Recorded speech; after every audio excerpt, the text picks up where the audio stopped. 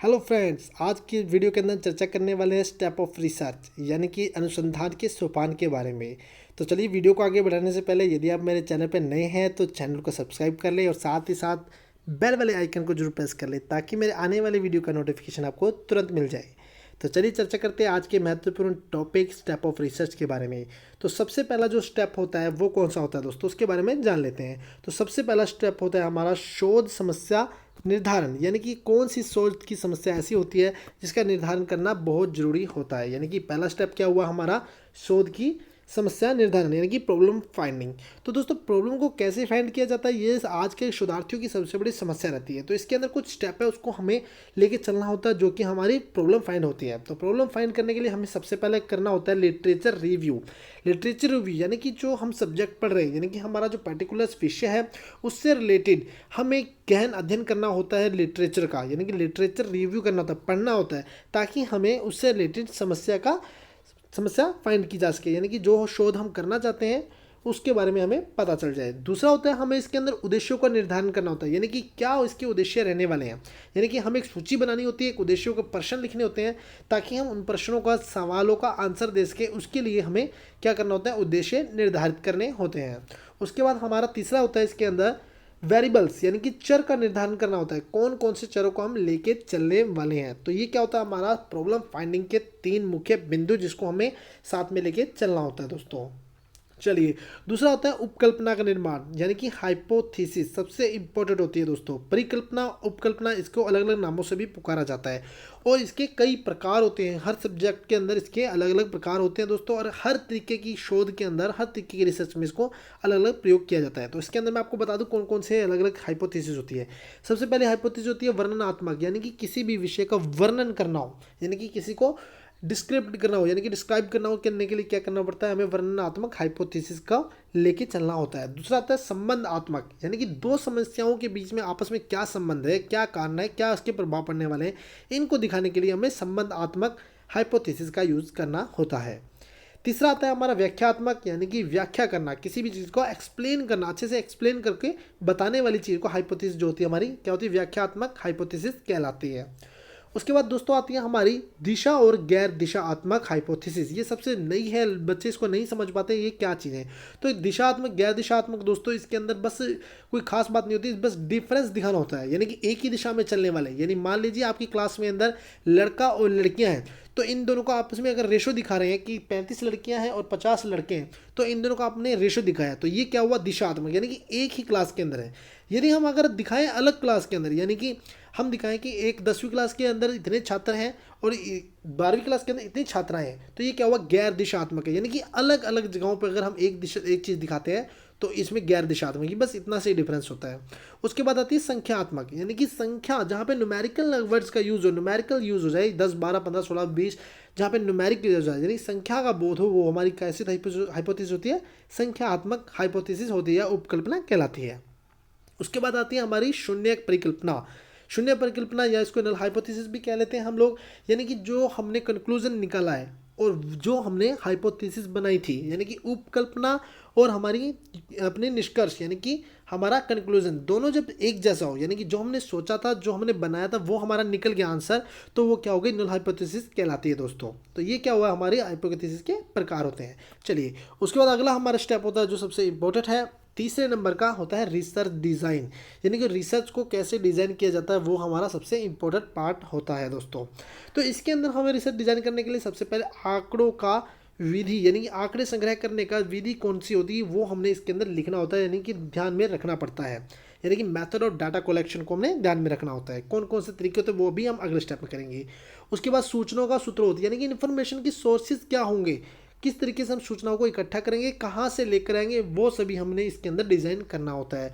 उसके बाद आंकड़ों की आकलन विधि, यानी कि हम आंकड़ों को किस तरीके से इसको मैनेज करेंगे, कैसे इसको रखेंगे, कैसे इसका मापन करेंगे, वो भी हमने इसके अंदर देखना होता है। उसके बाद आता है हमारा अगला step data collection. Data collection सबसे इंपॉर्टेंट है दोस्तों। डाटा कलेक्शन करने के कई तरीके होते हैं, यानी कि डाटा के कलेक्शन के प्रकार पहले सबसे जान लेते हैं, कौन कौन से आंकड़ों के प्रकार होते हैं। सबसे पहले होता है प्राथमिक और गौण, यानी कि प्राइमरी और सेकेंडरी, यानी कि प्राइमरी वो सोर्सेज होते हैं जो हमें तत्कालीन समय के अंदर मिलते हैं, यानी कि उस समय के अंदर जो मुख्य लोगों ने जो किताबें लिखी हैं, बुक्स लिखी है, या उस समय के जो हमारे पास सोर्सेज वो होते हैं प्राइमरी। सेकेंडरी वो होते हैं जो उसके अलावा, यानी कि उसके उस समय के बीतने के बाद जो भी बुक्स लिखी गई हैं, समाचार पत्र लिखे गए हैं, जो भी उस समय के बाद की जो इन्फॉर्मेशन होती है वो क्या होती है, हमारे गौण में आ जाती है, यानी कि सेकेंडरी में आ जाती है। उसके बाद है वस्तुनिष्ठ और व्यक्तिनिष्ठ। वस्तुनिष्ठ यानी कि ऑब्जेक्टिव, और व्यक्तिनिष्ठ यानी कि सब्जेक्टिव। ऑब्जेक्टिव टाइम यानी कि जो खिंडे हुए डाटा होता है हमें उसको इकट्ठा करना होता है, वो होता है क्या चीज़, वस्तुनिष्ठ। और जो व्यक्तिनिष्ठ होता है यानी कि एक पर्टिकुलर जगह से हमें जब डाटा मिल जाता है तो हम उसको व्यक्तिनिष्ठ कहते हैं। उसके बाद आता है गुणात्मक और मात्रात्मक। ये तो आप जानते हैं कि जिसमें गुण दिखाई दे वो होते हैं गुणात्मक, जिसमें मात्रा यानी कम ज़्यादा का पता चले वो मात्रात्मक, और जिसमें अच्छा बुरा का पता लगे वो होती है गुणात्मक, यानी कि क्वांटिटी और क्वांटिटी। उसके बाद है अवलोकन और सर्वेक्षण। अवलोकन यानी कि किसी को ऑब्जर्व करके, किसी को देख करके जब हम क्या करते हैं, ऑब्जर्व करते हैं, यानी कि आपको किसी को सामने कोई चित्र दे दिया जाए और उसके आपने एक्सप्लेन करना है कि इस चित्र में आप क्या देख पा रहे हैं, क्या कर रहे हैं, तो ये क्या हो गया ऑब्जर्वेशन। और सर्वे यानी कि उस जगह पर जाके, यानी कि आपको मान लीजिए आप जलियांवाला हत्याकांड के बारे में जानना चाहते हैं, तो अगर आप जलियांवाला अमृतसर जाके उस जगह पर जाके उसको एनालाइज करें, उसको देखें, जगहों को, कुएं को देखें, गोलियों के निशान को देखें, तो ये क्या होगा, सर्वे होगा। यानी कि हम जिस जगह पे जाकर उसका सर्वे करते हैं, उसके बारे में इन्फॉर्मेशन लेते हैं, डाटा इकट्ठा करते हैं, वो हमारा सर्वेक्षण कहलाता है।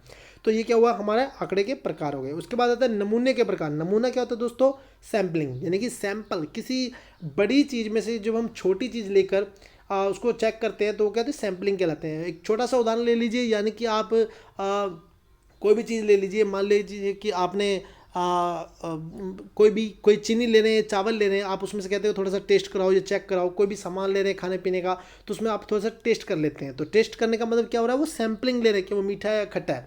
चलो ये देख लीजिए, आप कभी तरबूज लेते हैं, तरबूज वाटरमेलन लेते हैं, तो उसमें हम थोड़ी सी उसमें से एक टाँकी लगवा लेते हैं, यानी कि एक छोटा सा कट लगा के चेक कर लेते हैं कि वो मीठा है या ख़राब है, अंदर से चेक कर लेते हैं। फिर उसके बाद हम लेते हैं, तो वो जो टाँकी, वो छोटा सा कट जो हमने लिया है वो क्या है, एक नमूना है, एक सैम्पलिंग है। तो इसी तरीके से हम भी कोई चीज़ बड़ा जो हमारे पास जगह होती है, कोई पैरामीटर में, नॉन पैरामीटर के अंदर, एरिया के अंदर आता है, हम उसके अंदर छोटा सा सैंपल ले लेते हैं। उस सैम्पलिंग को ही जो हम नमूना कहते हैं, जो कि रिसर्च के अंदर बहुत जरूरी होता है। तो इस सैम्पलिंग के अंदर भी दो प्रकार होते हैं, कौन सी, संभावनात्मक और असंभावना, यानी कि प्रोबेबिलिटी और नॉन प्रोबेबिलिटी। यानी कि किसी की संभावना होती है, यानी कि मान लीजिए आप किसी के कनक के दाने होते हैं, कनक यानी गेहूं जो होते हैं, उसके मुट्ठी भर के दाने उठा लेते हैं। तो मुट्ठी भर के दाने में से कोई भी दाना आ सकता है, कोई भी दाना आ सकता है उसमें, तो ये तो नहीं मैं चुने हुए दाने उठाऊंगा। तो इसके मतलब क्या हुआ, संभावना, यानी कि किसी की भी संभावना हो सकती है आने की। यानी मान लीजिए अगर आप कोई केले लेने जा रहे हैं, तो केले आपने देखे कि कुछ गले हुए, सड़े हुए, काले पड़े हुए हैं, और एक अच्छे केले हैं, तो इसमें क्या हुआ, आप अच्छे अच्छे केले उठा लेते हैं। तो ये क्या हुआ, असंभावना, यानी कि आपने अच्छे अच्छे केले उठा लिए।